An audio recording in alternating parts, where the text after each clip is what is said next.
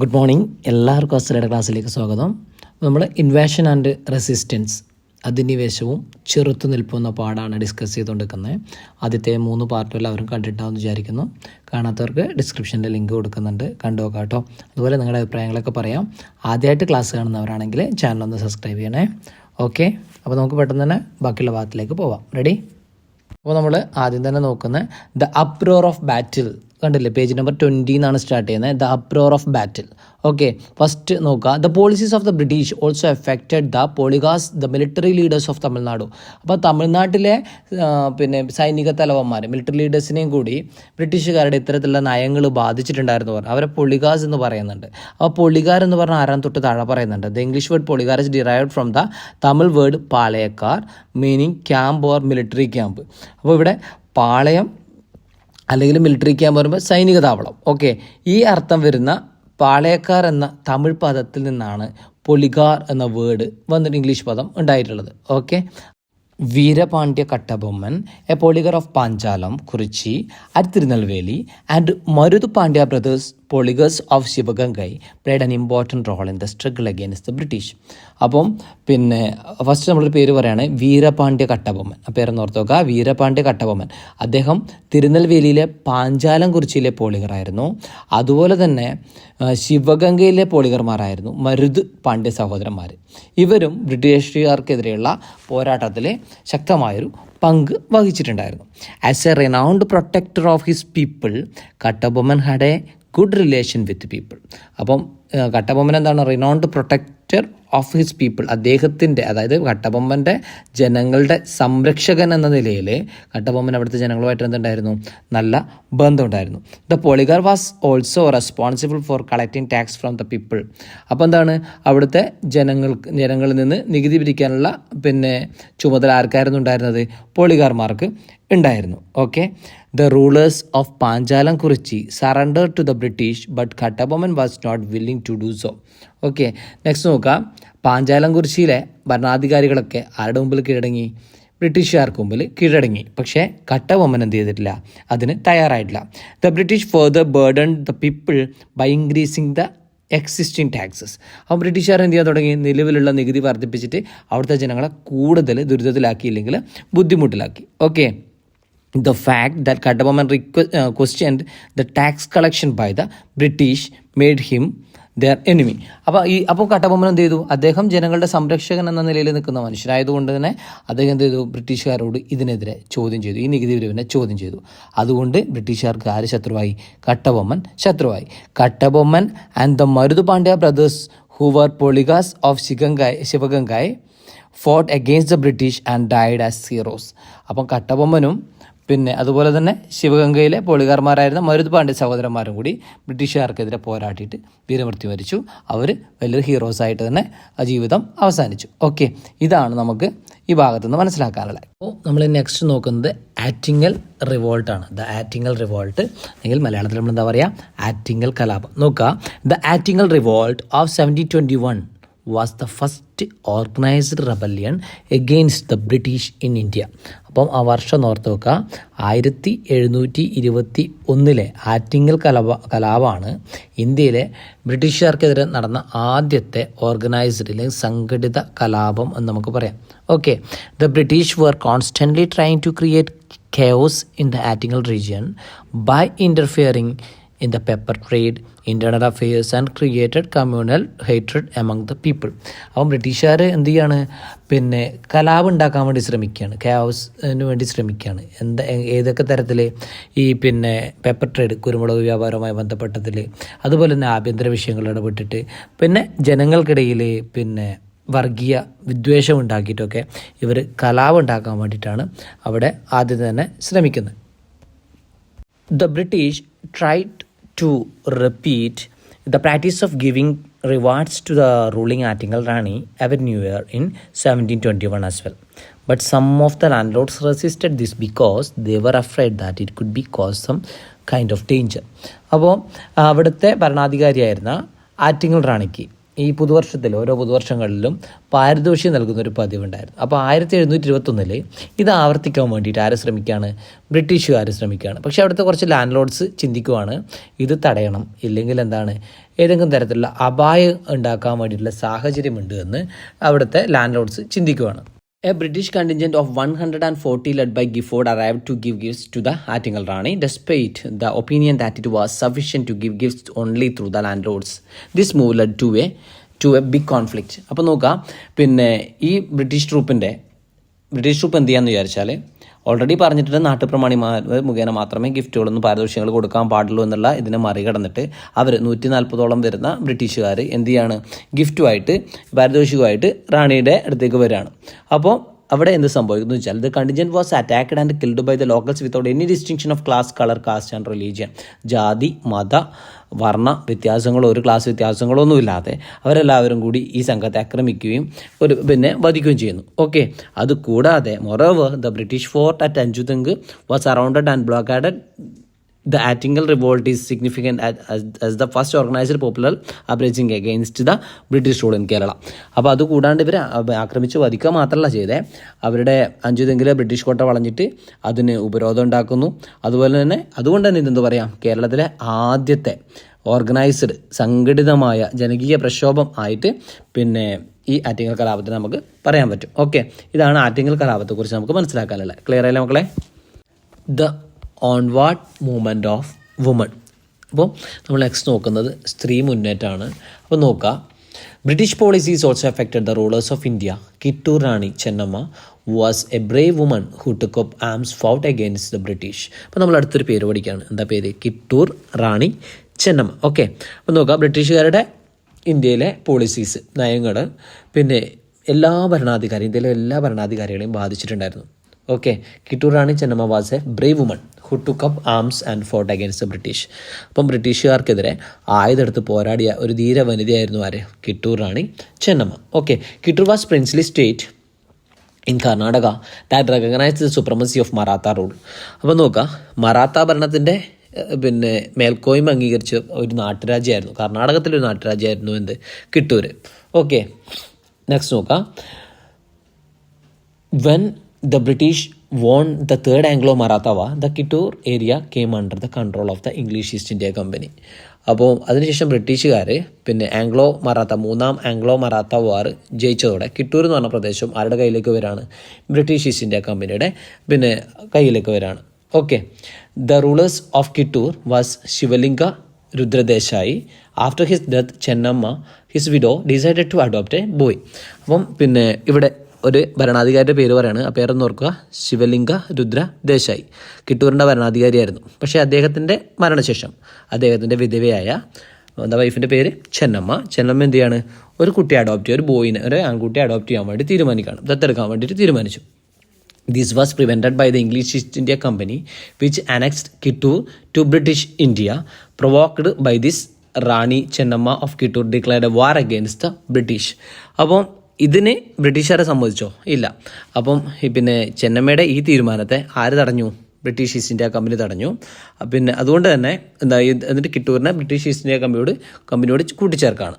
അപ്പോൾ ഇതിൽ ദേഷ്യം പൂണ്ട ചെന്നമ്മ എന്ത് ചെയ്യാണ്? ബ്രിട്ടീഷുകാർക്കെതിരെ യുദ്ധം പ്രഖ്യാപിച്ചു. Okay, Rani Chennamma died in 1829 while in British custody. അപ്പം ബ്രിട്ടീഷുകാരുടെ തടവിൽ കഴിയവേ റാണി ചെന്നമ്മ മരണപ്പെട്ടു. ഓക്കെ, അപ്പം ഇതുകൂടി ഒന്ന് ഓർത്തു വെക്കണേ. ഓക്കെ, അപ്പോൾ ഇനി നമ്മൾ നോക്കുന്നത് the storm that shook the British empire. അപ്പം സ്റ്റോം എന്ന് പറഞ്ഞാൽ നമുക്കറിയാമല്ലോ, കൊടുങ്കാറ്റാണ്. അപ്പം ബ്രിട്ടീഷ് സാമ്രാജ്യത്തെ ബ്രിട്ടീഷ് എംപയറിനെ കുലുക്കുക അല്ലെങ്കിൽ പിടിച്ചു കുലുക്കുക കൊടുങ്കാറ്റ് ആണ് നമ്മൾ ടൈറ്റിൽ പറയുന്നത്. അപ്പോൾ എന്താണെന്ന് നമുക്ക് ഡീറ്റെയിൽ ആയിട്ട് പോയി നോക്കാം. അവിടെ ആദ്യം തന്നെ നമ്മൾ കാണുന്നത് എന്താണ്? ബ്രിട്ടീഷുകാർക്കെതിരെ പോരാടിയ കൻവർ സിംഗിൻ്റെ ധീരതയെക്കുറിച്ചുള്ള കുറച്ച് വേർഡ്സാണ്. വായിച്ച് നമുക്ക് അടുത്തിലേക്ക് പോകാം. The Kanwar and his group started moving towards the middle of the river and the English soldiers started firing from the land. Kanwar sings left arm was shot and was broken and hung. Kanwar Singh, the hero, did not hesitate to take the dagger that was shielded in his waist and cut off his useless arm. I offer this to Mother Ganga, he said, and threw the severed arm into the river. അപ്പോൾ ഇവിടുത്തെ ഒരു നടന്നൊരു സംഭവം അദ്ദേഹത്തിൻ്റെ ധീരത കാണിക്കുന്ന ഒരു വരിയാണ്. അതായത് കൻവർ സിംഗും അദ്ദേഹത്തിൻ്റെ സുഹൃത്തുക്കളും അല്ലെങ്കിൽ ഗ്രൂപ്പും സംഘവും എങ്ങോട്ടോ ആണ് നദീമധ്യത്തിലൂടെ കടന്നു പോകുന്ന സമയത്ത് the English soldiers started firing from the land. കരയിൽ നിന്നിട്ട് പിന്നെ ബ്രിട്ടീഷ് പട്ടാളക്കാരെന്ത് ചെയ്യാൻ തുടങ്ങി, ഇംഗ്ലീഷ് സോൾജിയേഴ്സ് എന്ത് ചെയ്യാൻ തുടങ്ങി, വെടിവെക്കാൻ വേണ്ടിയിട്ട് തുടങ്ങി. ആ സമയത്ത് കൻവർ സിംഗിൻ്റെ ഇടത് കൈക്ക് വെടിയേറ്റിട്ട് കൈ അവിടെ തൂങ്ങി പോവാണ്, ഫുൾ ഹാങ് ആയിപ്പോയി. അപ്പോൾ അദ്ദേഹത്തിൻ്റെ അരയിൽ തിരികെ ഒരു കടാര എടുത്തിട്ട് അദ്ദേഹം എന്ത് ചെയ്യാണ്, അദ്ദേഹത്തിൻ്റെ കൈ മുറിച്ച, അതായത് ആ പ്രയോജനമില്ലാത്ത ആ കൈ വെട്ടിക്കളഞ്ഞിട്ട് അദ്ദേഹം പറയാണ് എന്താണ്, ഗംഗാമാതാവിന് ഇത് ഞാൻ തർപ്പണം ചെയ്യുന്നു എന്ന് പറഞ്ഞിട്ട് അത് അതിലേക്ക് വലിച്ചു ചാടാണ്. വീശി കടലിലേക്ക് എറിയാണ്. ഇതാണ് വരി. അപ്പോൾ അവിടെ നമ്മൾ കാണുന്ന അവരുടെ ധീരതയാണ്. അവർ കടന്നു പോകുന്ന സമയത്ത് കൈക്ക് വെടിയേക്കുന്നു, അരയിലിരുന്ന് കത്തിയെടുത്തിട്ട് അത് കട്ട് ചെയ്തിട്ട് കളയുന്നു. ഇതാണ് നമുക്ക് സ്റ്റാർട്ടിങ്ങിൽ പറയുന്ന ഇതിൽ നിന്ന് നമുക്ക് മനസ്സിലാവുന്നത്. ഇനി ബാക്കിയുള്ള കാര്യങ്ങൾ നമുക്ക് ഡീറ്റെയിൽ ആയിട്ട് നോക്കാം. These are the words about the bravery of Kanwar Singh who fought against the British in the revolt of 1857. 1857 ബ്രിട്ടീഷുകാർക്കെതിരെ പോരാടിയ കൻവർ സിംഗിനെ ധീരതയെക്കുറിച്ചുള്ള ഒരു വരിയാണ് നമ്മൾ വായിച്ചത്. Why did Kunwar Singh fight against British? എന്തിനായിരിക്കാം കൻവർ സിംഗ് ബ്രിട്ടീഷുകാർക്കെതിരെ പോരാട്ടിയിട്ടുണ്ടാവുക? You must have realised that there were isolated struggles in many parts of India against the English East India Company. നമ്മൾ ഓൾറെഡി മനസ്സിലാക്കിയിട്ടുണ്ട്, പിന്നെ ഇംഗ്ലീഷ് ഈസ്റ്റ് ഇന്ത്യ കമ്പനിക്കെതിരെ ഇന്ത്യയുടെ പല ഭാഗത്തും പോരാട്ടങ്ങൾ ഉണ്ടായിരുന്നു എന്നുള്ളത് നമ്മൾ ഓൾറെഡി വായിച്ചു മനസ്സിലാക്കിയിട്ടുണ്ട്. The company troops suppressed all such struggles. അപ്പോൾ എല്ലാ സ്ട്രഗിൾസിനെയും കമ്പനി എന്ത് ചെയ്തിട്ടുണ്ട്, അടിച്ചമർത്തിയിട്ടുണ്ട്, സപ്രസ് ചെയ്തിട്ടുണ്ട്. What happened in 1857 was an organized rebellion in India against British imperialism. Therefore, historians consider this revolt as India's first struggle for independence. എന്നാൽ ഈ പറഞ്ഞ 1857 സമരം ഇന്ത്യയിൽ നടന്ന സംഘടിത സമരമാണ്. അതുകൊണ്ട് തന്നെ ഇത് എന്തായിട്ടാണ് കണക്കാക്കുന്നത്, ബ്രിട്ടീഷ് സാമ്രാജ്യത്തിനെതിരെയുള്ള ആദ്യത്തെ സംഘടിത കലാപമായതുകൊണ്ട് തന്നെ അതിനെ ഒന്നാം ഇന്ത്യൻ സ്വാതന്ത്ര്യ സമരം എന്നാണ് ചരിത്രകാരന്മാർ വിശേഷിപ്പിക്കുന്നത്. It was the first anti British struggle in which various sections of the society including natives, peasants, artisans, native kings, soldiers and landlords took apart. അപ്പം സാധാരണ സംഘടിത കലാപം എന്ന് പറയുമ്പോൾ അതിൽ ആരൊക്കെ ഉണ്ടായിരുന്നു? സാധാരണക്കാരുണ്ടായിരുന്നു, കർഷകരുണ്ടായിരുന്നു, കൈത്തൊഴിലുകാരുണ്ടായിരുന്നു, നാട്ടുരാജാക്കന്മാരുണ്ടായിരുന്നു, സൈനികരുണ്ടായിരുന്നു, പ്രഭുക്കന്മാരുണ്ടായിരുന്നു. സമൂഹത്തിലെ എല്ലാ വിഭാഗങ്ങളും പങ്കെടുത്തിട്ട് ബ്രിട്ടീഷുകാർക്കെതിരെ നടത്തിയൊരു സമരമായിരുന്നു ഇത്. What could be the factors that forced these different groups to participate the rebellion? അപ്പോൾ ഇവരെല്ലാവരും പാർട്ടിസിപ്പേറ്റ് ചെയ്യണമെങ്കിൽ ഒരു കാരണം ഉണ്ടാവണ്ടേ? എന്താണ് ആ കാരണം? Administrative reforms implemented by the British led to the revolt. അപ്പം ബ്രിട്ടീഷുകാർ നടപ്പിലാക്കിയ ഈ ഭരണപരിഷ്കാരങ്ങളാണ് ഇതിലേക്ക് നയിച്ചിട്ടത്, ഈ റിവോൾട്ടിലേക്ക് നയിച്ചിട്ടുള്ളത്. Two such British policies included the subsidiary alliance policy and the doctrine of lapse. അപ്പോൾ രണ്ടെണ്ണം പറയാണ്. ഏതൊക്കെയാണ്? Subsidiary aliens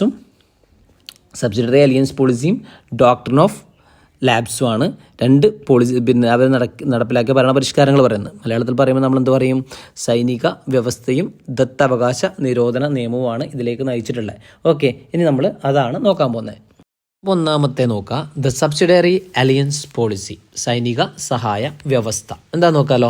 the subsidiary alliance policy was a plan implemented by Lord Wellesley who was then the Governor General for the expansion of the British Empire in India and to strengthen its sovereignty. അപ്പോൾ നോക്കാം, ഇന്ത്യയിൽ ബ്രിട്ടീഷുകാരുടെ power ഇല്ലെങ്കിൽ അവരുടെ ശക്തി കുറച്ചുകൂടി വ്യാപിപ്പിക്കുന്നതിന്, അല്ലെങ്കിൽ സാമ്രാജ്യം വികസിപ്പിക്കുന്നതിന്, അവരുടെ ആധിപത്യം ഉറപ്പിക്കുന്നതിനൊക്കെ വേണ്ടിയിട്ട് അവിടുത്തെ ഗവർണർ ജനറൽ ആയിരുന്ന വെല്ലസ്ലി പ്രഭു നടപ്പിലാക്കിയ ഒരു പദ്ധതിയാണ് എന്ത്? ദ സബ്സിഡിയറി അലിയൻസ് പോളിസി, അഥവാ മലയാളത്തിൽ സൈനിക സഹായ വ്യവസ്ഥ എന്ന് പറയും. Next, according to this, the princely states entering into a military alliance with the British had to follow certain conditions. അപ്പം ഈ നിയമപ്രകാരം ബ്രിട്ടീഷുകാരുമായിട്ട് സൈനിക സഖ്യത്തിലേക്ക് വരുന്ന നാട്ടുരാജ്യങ്ങൾ കുറച്ച് വ്യവസ്ഥകൾ പാലിക്കാനുണ്ട്. ആ വ്യവസ്ഥകളാണ് ഇനി താഴെ പറയുന്ന പോയിന്റ്സ്. അപ്പോൾ ഇനി നമുക്ക് ആ പോയിന്റ്സ് നോക്കാം. ഒന്നാമത്തെ പോയിന്റ് എന്താ നോക്കിയേ? The princely state which entered into subsidiary alliance policy should keep one unit of the army of the company permanently within it's kingdom. അപ്പോൾ സൈനിക വ്യവസ്ഥയിൽ ഏർപ്പെടുന്ന നാട്ടുരാജ്യങ്ങൾ എന്ത് ചെയ്യണം? കമ്പനിയുടെ ഒരു സൈന്യത്തിൻ്റെ ഒരു യൂണിറ്റിനെ അവരുടെ രാജ്യത്തിനുള്ളിൽ തന്നെ പാർപ്പിക്കണം. ഓക്കെ, സ്ഥിരമായിട്ട് പാർപ്പിക്കണം എന്നാണ് പറയുന്നത്. അതായത് ബ്രിട്ടീഷുകാരുടെ ഒരു സൈന്യത്തെ ഈ നാട്ടുരാജ്യത്തിൻ്റെ ഉള്ളിൽ തന്നെ എന്ത് ചെയ്യണം, ഈ നാട്ടുരാജ്യങ്ങൾ പാർപ്പിക്കണം ഒരു യൂണിറ്റിനെ. Okay, then next point, all the expense of the company's troops was to be borne by allied king. ഏത് നാട്ടുരാജ്യമാണോ ഇവർ സഖ്യത്തിൽ ഏർപ്പെടുന്നത് അവരെന്ത് ചെയ്യണം, കമ്പനിയുടെ സൈനിക വിഭാഗത്തിനുള്ള എല്ലാ ചെലവും നടത്തണം എന്നാണ് പറയുന്നത്. ഓക്കെ, അപ്പം ഇത് ആക്സെപ്റ്റ് ചെയ്യാൻ ചിലപ്പോൾ ബുദ്ധിമുട്ടുള്ളതായിരിക്കും അല്ലേ. ആദ്യം പറയാം, നാട്ടുരാജ്യത്ത് ഒന്നാമത്തെ പോയിന്റ് എന്താ, നാട്ടുരാജ്യം ഏത് നാട്ടുരാജ്യമാണോ സൈനിക ശക്തി ബ്രിട്ടീഷുകാരുടെ ഇവരുമായിട്ട് അലിയൻസ് ഉള്ളത് അതിൽ അവരുടെ ട്രൂപ്പിനെ, ബ്രിട്ടീഷുകാരുടെ ട്രൂപ്പിനെ രാജ്യത്തിൽ അങ്ങനെ നിലനിർത്തണം. അവർക്കുള്ള എല്ലാ സൗകര്യങ്ങളും ആര് ചെയ്തു കൊടുക്കണം, ഈ നാട്ടുരാജ്യങ്ങൾ ചെയ്തു കൊടുക്കേണ്ടത് നാട്ടുരാജ്യത്തിൽ ഏർപ്പെടുന്ന രാജാവ് വഹിക്കണം എന്നാണ് രണ്ടാമത്തെ പോയിന്റ് പറയുന്നത്. മൂന്നാമത്തെ പോയിന്റ് നോക്കിയാൽ, the allied king must not enter into alliance with the other European countries without the company's approval. അപ്പം അടുത്തത്, കമ്പനിയുടെ അനുമതിയില്ലാതെ മറ്റു യൂറോപ്യൻ രാജ്യങ്ങളുമായിട്ട് ഇവരെന്ത് പാടില്ല, സഖ്യത്തിൽ ചേരാൻ വേണ്ടി പാടില്ല. അപ്പോൾ ഓൾറെഡി ഇവർ ഒരു ബ്രിട്ടീഷ് കമ്പനിയായിട്ട് സഖ്യത്തിലുണ്ടെങ്കിൽ ഈ നാട്ടുരാജ്യങ്ങൾ വേറെ ഒരു യൂറോപ്യൻ രാജ്യങ്ങളുമായിട്ട് സഖ്യത്തിന് പോകാൻ വേണ്ടി പാടില്ല എന്നാണ് അടുത്ത നിർദ്ദേശം. നാലാമത്തെ പോയിന്റോ, no action should be taken by the allied king without consulting the British governor general. അപ്പം അടുത്ത പോയിന്റ് പറയാണ്, ബ്രിട്ടീഷ് ഗവർണർ ജനറലുമായിട്ട് ചർച്ച ചെയ്യാതെ ആലോചിക്കാതെ ഒരു നടപടിയും ആര് നടത്താൻ പാടില്ല, നാട്ടുരാജാവ് നടത്താൻ വേണ്ടിയിട്ട് പാടില്ല. നാട്ട് മീൻസ് സഖ്യത്തിൽപ്പെടുന്ന രാജാവ് നടത്താൻ വേണ്ടിയിട്ട് പാടില്ല. Okay, then the allied king must provide accommodation for a British resident in his country. അടുത്ത പോയിന്റ് പറയാം, സഖ്യരാജാവ് എന്ത് ചെയ്യണം, അവരുടെ രാജ്യത്തെ ഒരു ബ്രിട്ടീഷ് റെസിഡൻറ്റിനെ താമസിപ്പിക്കാൻ വേണ്ടി ചെയ്യണം. ഓക്കെ, അടുത്തത് last point, if this condition were violated the princely states would be annexed by the British. ആണ് കുറച്ചും കൂടി കാര്യമായിട്ട് പറയുകയാണ്, ഈ വ്യവസ്ഥകൾ ലംഘിക്കപ്പെട്ടാൽ ഈ നാട്ടുരാജ്യത്തെ ബ്രിട്ടീഷുകാർ പിടിച്ചെടുക്കും. ഇത് ഉൾക്കൊള്ളാൻ പറ്റുമോ? ഇതാണ് കലാപത്തിലേക്ക് നയിച്ച ഒന്നാമത്തെ കാര്യമായിട്ട് പറയുന്നത്. ഇനി അടുത്തത് എന്താണ് നമുക്ക് നോക്കണ്ടേ, the doctrine of lapse. Okay, ദത്താവകാശ നിരോധന നിയമമാണ് നെക്സ്റ്റ് നോക്കണ്ടേ. അപ്പോൾ എന്താണ് ഡോക്ട്രിൻ ഓഫ് ലാപ്സ്, ദത്താവകാശ നിരോധന നിയമം പറയുന്നത് നമുക്ക് നോക്കാം. If the rulers of princely state died without male heirs, there was a practice of finding a boy from another family as the heir. However, the king's power to adopt was abolished under the doctrine of lapse enacted by Lord Dalhousie, the British Governor General. അപ്പോൾ നോക്കാം, ഒരു നാട്ടുരാജ്യത്തിൽ ഭരണാധികാരിക്ക് ആൺമക്കളില്ലാതിരിക്കാം. Okay, പിന്നെ ആൺമക്കളില്ലാത്ത ആൾക്കാരുണ്ടാവുമല്ലോ. അങ്ങനത്തെ situation വന്നാൽ അതിൻ്റെ പിന്തുടർച്ചാവകാശിയായിട്ട് അവർക്ക് എന്ത് ചെയ്യാം, മറ്റൊരു കുടുംബത്തിൽ നിന്ന് ഒരു ആൺകുട്ടീനെ എന്ത് ചെയ്യാം, അനന്തരാവകാശിയായിട്ട് ദത്തെടുക്കാൻ പറ്റും. ഈ ദത്തെടുത്ത് കഴിഞ്ഞിട്ട് ആ ഭരണം ആരെ ഏൽപ്പിക്കും, ഈ ദത്തെടുത്ത പുത്രനെ ഏൽപ്പിച്ച് അനന്തരാവകാശിയായിട്ട് കണക്കാക്കും. ഓക്കെ, പക്ഷെങ്കിൽ ഈ ബ്രിട്ടീഷ് ഗവർണർ ജനറൽ ആയിരുന്ന ഡൽഹൌസി എന്ത് തീരുമാനം എടുത്തിട്ടുണ്ടായിരുന്നു, ഈ ഒരു ദത്താവകാശ നിരോധന നിയമം കൊണ്ടുവന്നപ്പോൾ ഇവർക്ക് ദത്തെടുക്കാനുള്ള രാജാവിൻ്റെ അധികാരം ഇല്ലാണ്ടായിപ്പോയി. അപ്പോൾ ഇങ്ങനെ ദത്തെടുക്കാൻ വേണ്ടിയിട്ടുള്ള അധികാരം നഷ്ടപ്പെട്ടു പോയാൽ, in the absence of an heir the princely state would fall under the control of the English East India Company. അപ്പം ഇങ്ങനെ അനന്തരാവകാശം ഇല്ലാത്താവുന്ന രാജ്യം എന്ത് ചെയ്യും, ആ നാട്ടുരാജ്യം ആരുടെ കയ്യിലേക്ക് വരും, ബ്രിട്ടീഷ് ഈസ്റ്റ് ഇന്ത്യ കമ്പനിയുടെ നിയന്ത്രണത്തിലേക്ക് വരും. ഇതായിരുന്നു ദ ഡോക്ട്രിൻ ഓഫ് ലാപ്സിൽ കൊണ്ട് അവരുദ്ദേശിച്ചത് തന്നെ. Okay, many princely states were annexed to British India under these two policies. The princely state of Awadh was also annexed to British India on the charge of misrule. അപ്പോൾ നോക്കുക, ഇങ്ങനെ ഈ രണ്ട് നിയമങ്ങൾ, നമ്മൾ തൊട്ട് ആദ്യം പറഞ്ഞ നിയമവും ഈ രണ്ടാമത്തെ നിയമം, ഈ രണ്ട് നിയമങ്ങൾ കാരണം എന്താണ്, നിരവധി നാട്ടുരാജ്യങ്ങൾ ബ്രിട്ടീഷ് ഇന്ത്യയോട് കൂട്ടിച്ചേർക്കുന്ന അവസ്ഥ വന്നു. അതുപോലെ തന്നെ മിസ്റൂൾ, അതായത് ദുർഭരണം ആരോപിച്ചിട്ട് അവധ് എന്നൊരു നാട്ടുരാജ്യം ബ്രിട്ടീഷ് ഇന്ത്യയോട് കൂട്ടിച്ചേർത്തു. Okay, another reason for the revolt 1857 was the dissatisfaction of the Indian soldiers of the East India Company with the British. അതുപോലെ തന്നെ ഈസ്റ്റ് ഇന്ത്യ കമ്പനിയിലെ ഇന്ത്യൻ സൈനികർക്ക് ബ്രിട്ടീഷുകാരോടുണ്ടായിരുന്ന ഒരു അസംതൃപ്തി, ഡിസാറ്റിസ്ഫാക്ഷൻ. ഇത് കാരണം 1857 ഒരു കലാപത്തിന് മറ്റൊരു കാരണമായിട്ട് ഇതിനെയും പറയാം. ഓക്കെ, ഈ രണ്ട് കാരണങ്ങളാണ് നമ്മൾ ഇമ്പോർട്ടൻ്റ് ആയിട്ട് പറഞ്ഞത്. അപ്പം നമുക്കത് മനസ്സിലായിട്ടുണ്ടാവുമെന്ന് വിചാരിക്കുന്നു. നമുക്കിനി അടുത്ത പാരഗ്രാഫ് നോക്കാം. Okay, although they were as capable as the British soldiers, Indian soldiers were paid less and were provided poor food and accommodation. അപ്പം ഇവിടെ എന്താണ്, ബ്രിട്ടീഷ് പടയാളികളെ പോലെ തന്നെ നല്ല ടാലൻറ്റഡായ, നല്ല സമർത്ഥരായ പട്ടാളക്കാരായിരുന്നു ഇന്ത്യൻ പട്ടാളക്കാരും.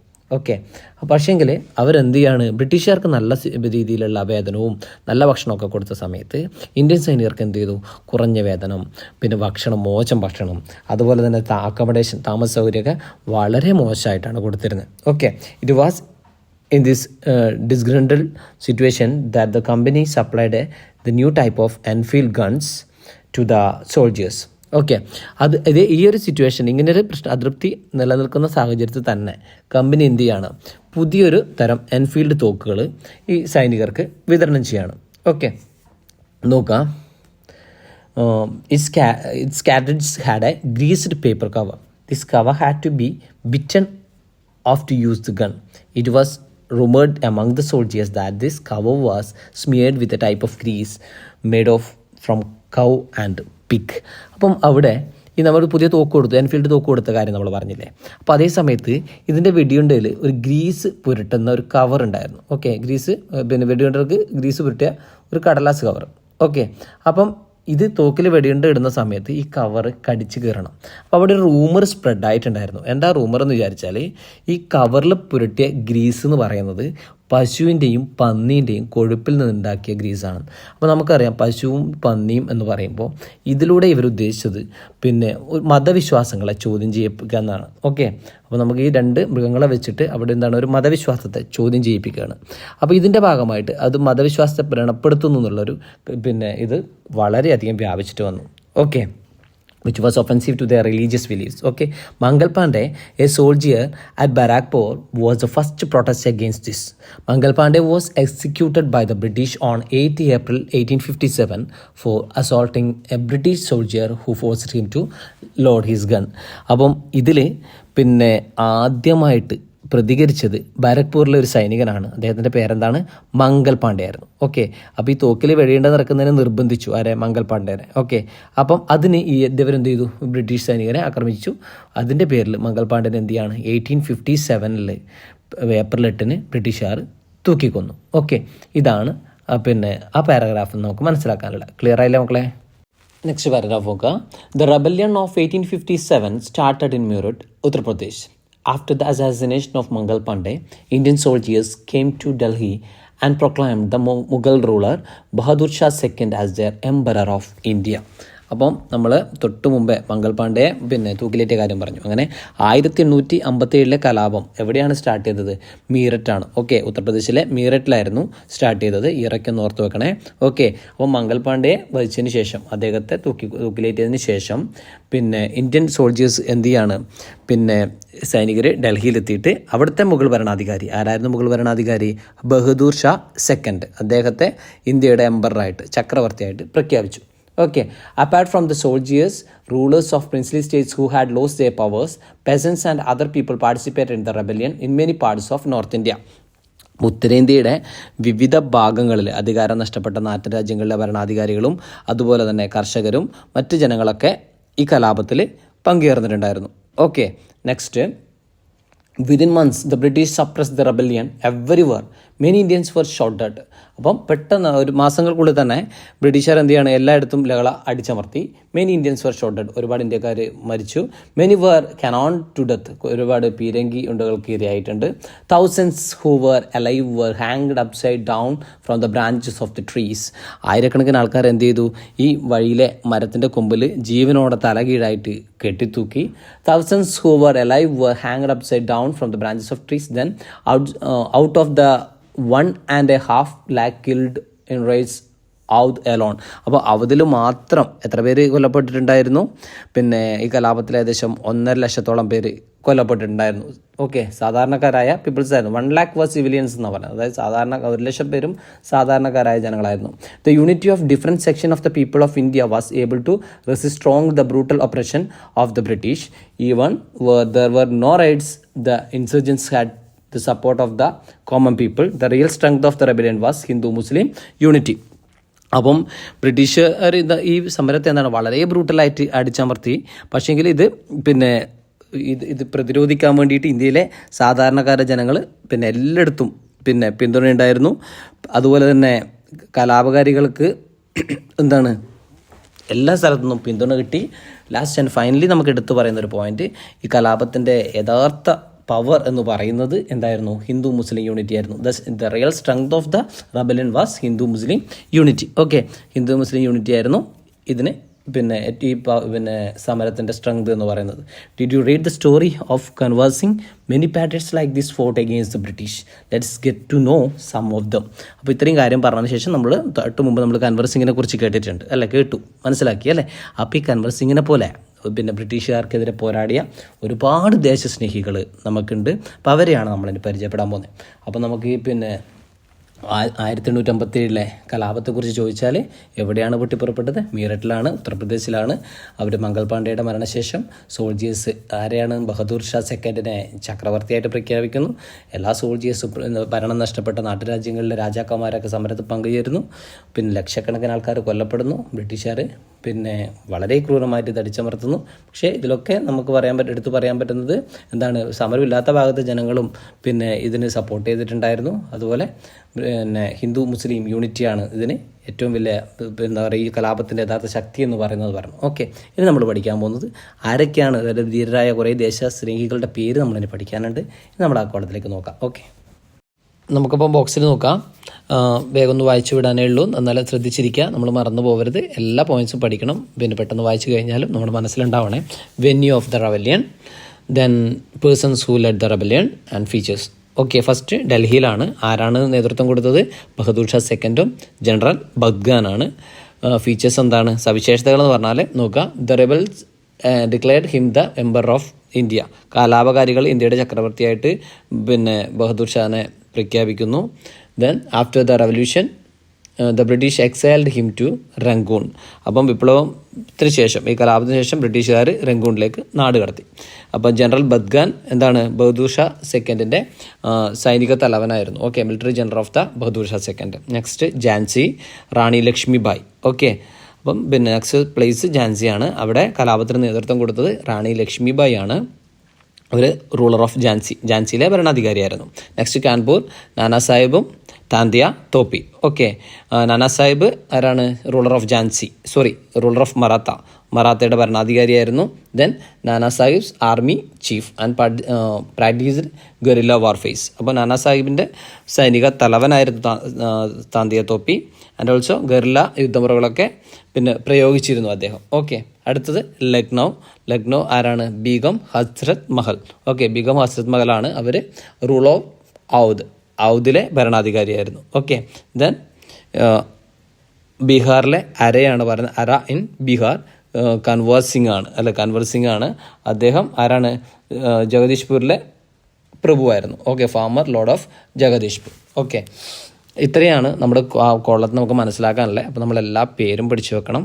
അതുപോലെ കലാപത്തിന് നേതൃത്വം നൽകിയതാരൊക്കെ, ഏത് സ്ഥലം, അതിൻ്റെ ഫീച്ചേഴ്സ് നന്നായിട്ട് മനസ്സിലാക്കാം. Okay, the rebellion of 1857 had certain limitations. അപ്പോൾ പിന്നെ ഈ 1857 സമരങ്ങൾക്ക്, ഈ കലാപത്തിന്, റെബല്യന് കുറച്ച് പരിമിതികളുണ്ടായിരുന്നു എന്ന് പറഞ്ഞു. അപ്പോൾ പരിമിതികൾ എന്തൊക്കെയായിരുന്നു എന്ന് നമ്മൾ പഠിച്ചു വെക്കണം എന്തായാലും. അപ്പോൾ അതവിടെ ഇമ്പോർട്ടൻ്റ് ആണ്, നോക്കുക. The rebellion was confined to a few parts of northern India. അപ്പം പിന്നെ കലാപം എന്താണ്? എല്ലായിടത്തൊന്നും ഉണ്ടായിരുന്നില്ല. ഉത്തരേന്ത്യയിലെ ഏതാനും ഭാഗങ്ങളിൽ മാത്രമേ കലാപം ഒതുങ്ങിപ്പോയിരുന്നു എന്ന് പറഞ്ഞു. Okay, then next, the rebellion had no organised leadership. ഇതിന് ഒരു നേതൃത്വം ഉണ്ടായിട്ടില്ല. ഓക്കെ, ഒരു സംഘടിത നേതൃത്വം ഇതിന് ഉണ്ടായിരുന്നില്ല. Next, the company army had more improvised military and organisational skill than mutineers. അപ്പം നോക്കാം, അപ്പം നമ്മൾ ഈ കലാപകാരികളെക്കാൾ കുറച്ചുകൂടി സൈനിക ശക്തിയും അതുപോലെ തന്നെ സംഘടനാ മികവൊക്കെ ആർക്കുണ്ടായിരുന്നു? ഈ പറഞ്ഞ കമ്പനിക്ക് ഉണ്ടായിരുന്നു. കമ്പനിക്ക് നല്ല സ്ട്രോങ് ആർമി ഉണ്ടായിരുന്നു. അതൊക്കെ പിന്നെ നമ്മുടെ ലിമിറ്റേഷൻ ആയിരുന്നു. Okay, the middle class in India generally did not support the rebellion. അപ്പം ഇന്ത്യയിലൊരു മധ്യവർഗ വിഭാഗം ഉണ്ടായിരുന്നു. മിഡിൽ ക്ലാസ് ജനങ്ങൾ എന്ത് ചെയ്തിട്ടില്ല? കലാപത്തെ അനുകൂലിച്ചിട്ടുണ്ടായിരുന്നില്ല. A section of princely rulers abstained from the rebellion. അതുപോലെ തന്നെ നാട്ടുരാജ്യങ്ങളിലെ ഒരു വിഭാഗം ഭരണാധികാരികൾ എന്ത് ചെയ്തു? ഇതിൽ നിന്ന് വിട്ടു നിന്നിരുന്നു. ഇതൊക്കെയായിരുന്നു നമുക്കിവിടെ 1857 റെബല്യൻ്റെ പരിമിതികൾ, ലിമിറ്റേഷൻസ് ചോദിക്കുമ്പോൾ നമുക്ക് പറയാനുള്ള പോയിന്റ്സ്. ഓക്കെ, നെക്സ്റ്റ് നോക്കുക. Though the revolt of 1857 was suppressed by the British. It had a significant impact on later Indian history. Let us check what they are. അപ്പോൾ ഈ 1857 ഈ കലാപം ബ്രിട്ടീഷുകാരെ അടിച്ചമർത്തി എങ്കിലും എന്താണ് പിന്നീട് ഇന്ത്യയുടെ ചരിത്രത്തിൽ ശ്രദ്ധേയമായ സ്വാധീനം അതുണ്ടാക്കിയിട്ടുണ്ട്. എന്താണെന്നാണ് നോക്കുന്നത്. ഒന്ന്, the English East India company's rules in India ended. ഇന്ത്യയിലെ ഇംഗ്ലീഷ് ഈസ്റ്റ് ഇന്ത്യ കമ്പനിയുടെ ഭരണം അവിടെ അവസാനിച്ചിട്ടുണ്ട്. The administration of India came under the direct control of the British queen. ഇന്ത്യയുടെ ഭരണം ബ്രിട്ടീഷ് രാജ്ഞിയുടെ നേരിട്ടുള്ള നിയന്ത്രണത്തിലേക്ക് വന്നിട്ടുണ്ട്. Next, the position of governor general was replaced by viceroy. അപ്പം ഇന്ത്യയിലെ എന്താണ് ഈ ഗവർണർ ജനറലിന് പകരം ആര് വന്നു? വൈസ്രോയി പദവിയാണ് പിന്നീട് നിലവിൽ വരുന്നത്. പിന്നെ it inspired India's later national movement. ഇന്ത്യയുടെ പിന്നീടുള്ള പിൽക്കാല ദേശീയ പ്രസ്ഥാനങ്ങൾക്ക് ഈ സമരം എന്താണ് പ്രചോദനമായിട്ടുണ്ടെന്ന് പറയാം. Foreigners who came for trade gained political power in India. The subsequent national struggle were fuelled by the resistance and movements of people in various regions of India against this. അപ്പം കച്ചവടത്തിന് വേണ്ടിയിട്ട് ഇന്ത്യയിൽ വന്ന ഫോറിനേഴ്സ് ഇന്ത്യയിൽ രാഷ്ട്രീയാധിപത്യം നേടിയെടുക്കുന്നു. ഇന്ത്യയുടെ വിവിധ ഭാഗങ്ങളിൽ പ്രക്ഷോഭങ്ങൾ നടക്കുന്നു, ചെറുത്തുനിൽപ്പ് നടക്കുന്നു, മുന്നേറ്റങ്ങൾ. ഓക്കെ, ഇതൊക്കെയാണ് നടന്നിട്ടുള്ളത്. അപ്പോൾ ഈ ചെറുത്തുനിൽപ്പും മുന്നേറ്റങ്ങളും ആണ്, ഈ ശ്രമങ്ങളും ആണ് പിന്നീടുള്ള എല്ലാ സമരങ്ങൾക്കും ഊർജ്ജം പകർന്നിട്ടുള്ളത്. ഓക്കെ, ഇതാണ് നമ്മൾ ഈ പാഠഭാഗത്ത് മുഴുവനായിട്ട് പഠിച്ച് മനസ്സിലാക്കിയിട്ടുള്ളത്. അപ്പോൾ എല്ലാ മക്കളും നന്നായിട്ട് ക്ലിയറായിട്ട് പാഠം മുഴുവൻ പഠിക്കുക. അപ്പോൾ ഇനി നമ്മൾ കുറച്ച് ദിവസം കൂടി കഴിയുമ്പോഴത്തേക്ക് അത്രയേ ഉള്ളൂ. അല്ല, നമ്മൾ കണ്ണടച്ച് ഓർക്കുന്ന വേഗത്തിൽ ഇങ്ങനെ ദിവസങ്ങളിങ്ങനെ പോകും. ഓണപ്പരീക്ഷയ്ക്കാവും. ഇനി നമുക്ക് അടുത്ത പാഠത്തിലേക്ക് പെട്ടെന്ന് പോകാം. അതിന് മുമ്പേ ഇതിൻ്റെ നോട്ട്സ് ഞങ്ങൾ അപ്ലോഡ് ചെയ്യും. അതൊറ്റ വീഡിയോയിൽ കംപ്ലീറ്റ് നോട്ട്സും ചെയ്തു തരാം.